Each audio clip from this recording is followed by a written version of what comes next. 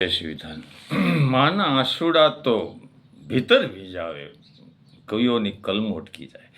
હવે એક બકરી એના બસલાને સમજાવે કે બેટા, જેને સિંગ હોય ને એને હૃદયની વાત કરજે, તો દુનિયામાં બીજા કોઈને હૃદયની વાત કરતો નહીં. એમાં એક બળદને જોઈ ગયો, બકરીનો બસલો, એટલે ઠેકડા મારતો મારતો ગયો કે હે ભાઈ, તું તો બળવાન ગોધો કહેવા, અને મેં તો હજી ધરતી જોઈ નથી હજી, અને તને ધરતીનું બહુ જ્ઞાન હોય તો મારા એક પ્રશ્નનો થોડોક મને ઉકેલ આપશે. તો બોલી ભાઈ કે મારી માં છે એ મને જોઈ જોઈને રોયા કરે છે.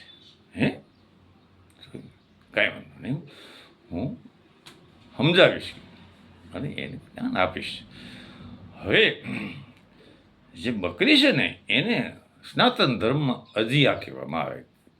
બળદે કીધું કે બેન અજિયા, સાંભળ મારી વાત, કે તારા હૃદયને જે વેદના છે એ આંસુડા છે ને એ અંતરમાં સમાવી લે, અને એ આંસુડાની ધારું છે ને એ તું બાળકને ન દેખાડે.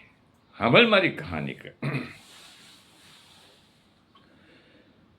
ધરતીઓ ખેડી અમે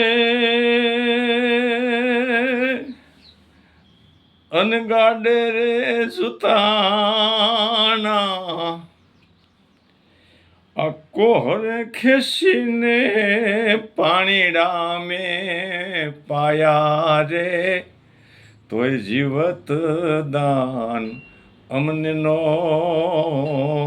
મળ્યા.